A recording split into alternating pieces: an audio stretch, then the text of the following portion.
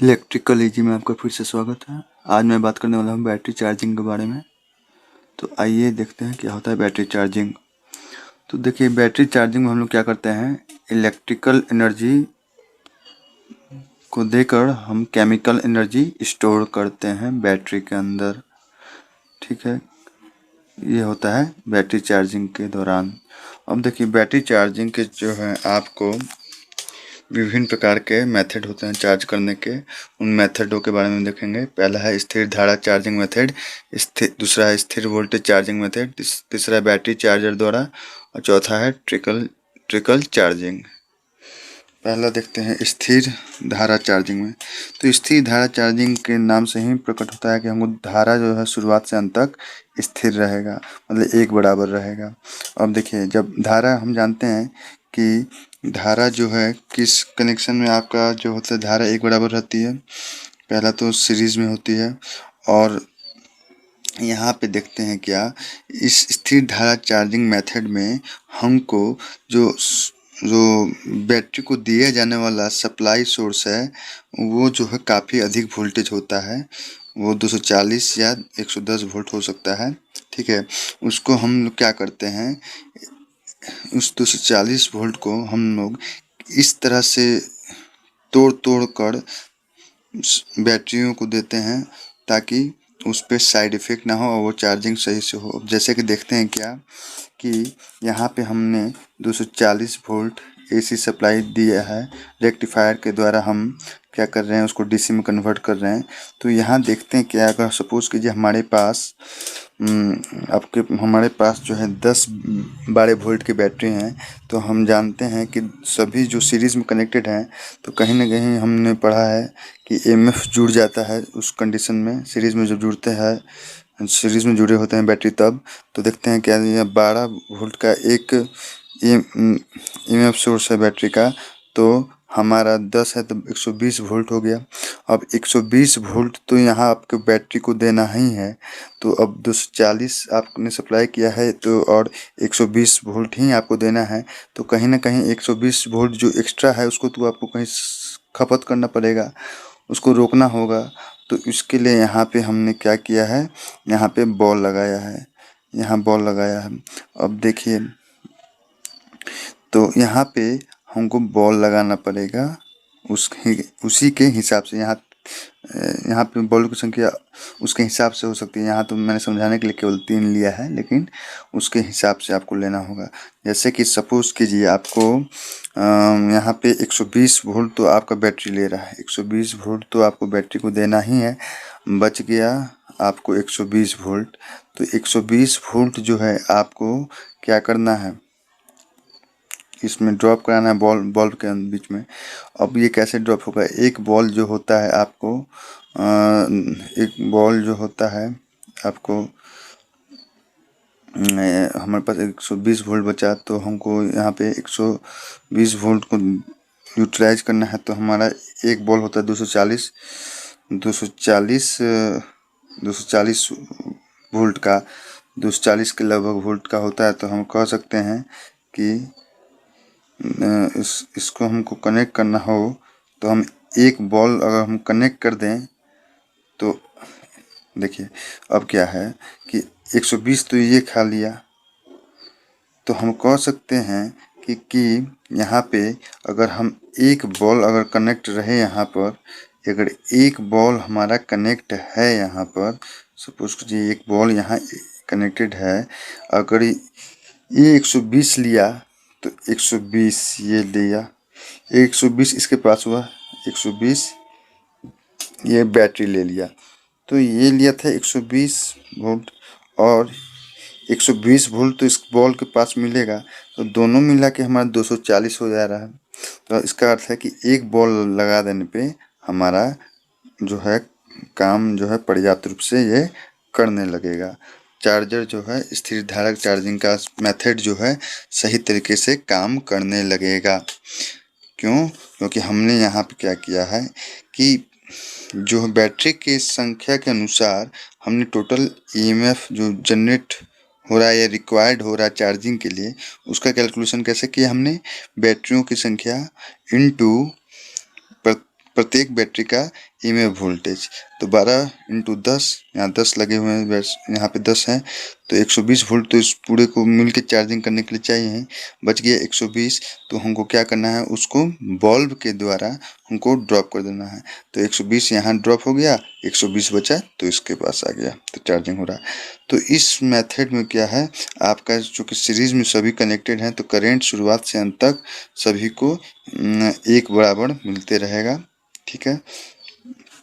लेकिन अब यहाँ पे देखिए क्या है, हम लोग क्या करते हैं, आपको स्टार्टिंग में करंट को क्या करते हैं, चूँकि जैसे कि मैंने आपको बताया था कि चार्जिंग करंट जो है हमेशा हमारा जो होता है जो सेव वैल्यू होता है रेटेड करंट का, चार्जिंग करंट जो है रेटेड करंट का 10वां भाग होना चाहिए। तो स्टार्टिंग में इसको हम लोग क्या करते हैं, करंट को रेटेड करंट को 1/10 भाग देते हैं रेटेड करंट से, चार्जिंग करंट शुरुआत में। उसके बाद देखते हैं कि यहाँ सोर्स वोल्टेज जो है आपका 240 वोल्ट है और ईएमएफ कितना है, 12 है, 220 है, सोर्स 12 है, तो काफ़ी अधिक अंतर है। तो इसमें जो आपको सोर्स वोल्टेज या ईएमएफ वोल्टेज में काफ़ी अधिक अंतर मिलेगा, और काफ़ी अधिक अंतर मिलेगा तो आपको जब भी इस तरह का सिचुएशन आता है तो आपको स्थिर धारा चार्जिंग का उपयोग किया जाना चाहिए, ताकि वोल्टेज को हम जो है बहुत सारी बैटरियों के बीच में बांट सकें, इसलिए, ठीक है। तो इस तरह का स्थिर धारा चार्जिंग मेथड में आपका हमेशा एक से अधिक बैटरियाँ सीरीज में ज्वाइंट रहेंगी, सीरीज में कनेक्शन सबका किया हुआ है, और उनको बैटरी की संख्या के अनुसार वोल्टेज ड्रॉप करने का काम जो है लैंप करता है, क्योंकि वो भी सीरीज में लोड उसके साथ जुड़ा है, तो कहीं ना कहीं यहाँ पे ये वोल्टेज ड्रॉप करेगा, और ये जितना खा लेगा उसके बाद जो बचेगा वो जाके उसके पास मिलेगा, ठीक है, बैटरियों को मिलेगा। तो ये ध्यान देना है हमेशा कि इसमें बैटरी की संख्या अधिक होती है, श्रेणी क्रम में जुड़ी हुई रहती है। सोर्स वोल्टेज होता है बहुत ज़्यादा ही ईएमएफ वोल्टेज और बैटरी से ज़्यादा होता है। चलिए हम लोग बात करते हैं स्थिर वोल्टेज चार्जिंग का। स्थिर वोल्टेज चार्जिंग में क्या करते हैं हम लोग कि इसमें जो है हम लोग डायनमो के द्वारा हम लोग क्या करते हैं, डीसी वोल्टेज पैदा करते हैं, और यहाँ जो डीसी वोल्टेज पैदा हो रहा है स्थिर वोल्टेज में चार्जिंग में, वहाँ पे क्या है देखिएगा, यहाँ पे पहला तो सभी बैटरियों को हम समानांतर क्रम में जोड़े हुए हैं, समानांतर क्रम में जोड़े हैं। साथ ही साथ यहाँ पे जो डायनमो द्वारा जो सप्लाई वोल्टेज है वो इससे स्लाइटली एबव होना चाहिए, 12 वोल्ट, मतलब ईएमएफ वोल्टेज जो है बैटरी का उससे स्लाइटली एबव होना चाहिए, थोड़ा अधिक होना चाहिए। जैसे यहाँ 12 वोल्ट है तो 15 वोल्ट होना चाहिए। इसमें क्या होता है, आपको सोर्स वोल्टेज तो आपका ईएमएफ वोल्टेज से हमेशा ईएमएफ वोल्टेज से ऑफ बैटरी, ठीक है, इससे आपका अधिक होता ही है, लेकिन ज़्यादा अधिक नहीं होता है। सोर्स वोल्टेज जो होता है 15 है, तो ईएमएफ वोल्टेज ऑफ बैटरी कितना है, 12 है। तो यहाँ पे ज़्यादा गैप नहीं होता है, लेकिन कांस्टेंट चार्जिंग मेथड में क्या था, बहुत ही ज़्यादा था। तो और यहाँ पे देखते हैं क्या, यहाँ पे शुरुआत से अंत तक क्या होता है, आपका वोल्टेज एक बराबर सबको मिलता है, और इसमें जो होता है शुरुआत में करंट जो होता है, शुरुआत में करंट जो होता है स्टार्टिंग में जो होता है अधिक होता है, और जैसे जैसे बैटरी चार्ज होते जाता है वैसे वैसे ये चार्जिंग करंट जो होता है वो लो होते जाता है, जैसे जैसे आपका बैटरी चार्ज होते जाता है। तो इस तरह से आप स्थिर वोल्टेज चार्जिंग मेथड में, यानी स्थिर वोल्टेज, देखिए इसको हमेशा ध्यान रखिएगा कि अगर आपको याद करना हो कि हाँ किस तरह में कौन सा डायग्राम था, तो हम सिंपल वे में देखते हैं कि स्थिर धारा मतलब कि श्रेणी क्रम में जानते हैं कि समान धारा होता है, उसको इस तरह से रिलेटेड करें। और स्थिर वोल्टेज मतलब कि कहीं ना कहीं एक समान कब वोल्टेज मिलता है, जब पैरेलल में कोई उपकरण कनेक्टेड होता है। तो इस तरह से आप याद रखें कि ये काम करता है। बाकी आपको जैसे ही आपको डायग्राम याद आएगा उससे बहुत सारे कंसेप्ट आपको दिमाग में आने लगेंगे, ठीक है। उसके बाद देखते हैं बैटरी चार्जर विधि। इसमें क्या होता है कि एक स्टेप डाउन ट्रांसफार्मर के द्वारा, यहाँ पे क्या होता है, स्टेप डाउन ट्रांसफार्मर के द्वारा यहाँ 240 वोल्ट इनपुट दे रहे हैं, तो यहाँ पे हम आउटपुट में एसी में सेंटर टेप ट्रांसफार्मर का यूज करके 0, 12 और 6 वोल्ट का निर्माण करते हैं और उसको रेक्टिफायर के द्वारा, रेक्टिफायर यहाँ पे देखेंगे ब्रिज रेक्टिफायर के द्वारा हम लोग क्या करते हैं, यहाँ पे 6 वोल्ट के बैटरी को और 12 वोल्ट की बैटरी को भी चार्ज कर सकते हैं। अब आप सोचेंगे कि एक ब्रिज रेक्टिफायर से दो अलग अलग वोल्टेज की बैटरी को कैसे चार्ज कर सकते हैं। तो सिंपल चीज़ देखिएगा, एक तो ब्रिज रेक्टिफायर जो है इसका सबसे किनारा इस ट्रांसफार्मर का इसमें लगा है। तो यहाँ से ये एक समय में जब हम 12 वोल्ट का हम बैटरी को चार्ज कर रहे हैं तो यहाँ पे से 0, 12 ऐसा सिस्टम चलेगा जिसके थ्रू इसका आउटपुट भी हमारा 0, 12 वोल्ट होगा, 0, 12 वोल्ट होगा। लेकिन अब समझिए ये 6 वोल्ट के लिए कैसे होगा। तो हम यहाँ देखते हैं बैटरी जब कनेक्टेड हुआ तो सेंटर टेप ट्रांसफार्मर का बीच वाला भाग लिए तो हमारा वोल्टेज कितना हो गया, हाफ हो गया, क्योंकि 12 था फुल वाइंडिंग में, हाफ में टैपिंग लेनी है तो 6 वोल्ट हो गया। और 6 वोल्ट हुआ तो अब उसको रेक्टिफाइड करना है, उसको एसी से डीसी में कन्वर्ट करना है। तो यहाँ से देखिए आपका ये इधर से आया, एक मिनट में आपको बताता हूँ, ये इधर से आया, ये इधर से होते हुए बैटरी टर्मिनल हो गया, बैटरी में इंटरनल करंट निकलते हुए ये आया आपको कहाँ,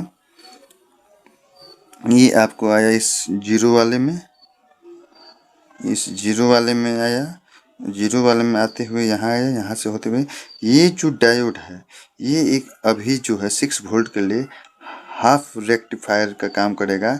और इस प्रकार से ये जो है आपको, मतलब कहने का अर्थ क्या है, जब आपको 6 वोल्ट है तो ये पोर्शन आपका काम कर रहा है और ये हाफ वाइंडिंग काम कर रहा है, और जब 12 वोल्ट है तो फुल वाइंडिंग आपका काम करेगा। ठीक है, तो इस प्रकार से आपका जो है 6 वोल्ट और 12 वोल्ट का बैटरी चार्जर काम करता है और इससे आप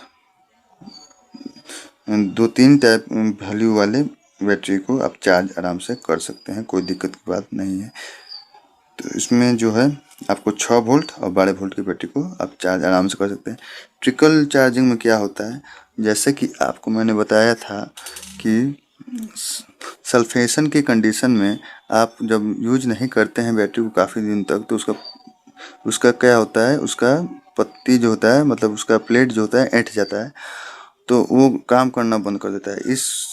इस क्रिया में इस तरह के सुषुप्त हो चुके बैटरी को जीवित करने के लिए क्या करता है, उसको रेटेड करेंट, चार्जिंग करेंट का 1 से 2% ही हम उसको लंबे समय तक के लिए चार्जिंग में लगाते हैं ताकि वो पूर्ण जीवित हो जाए।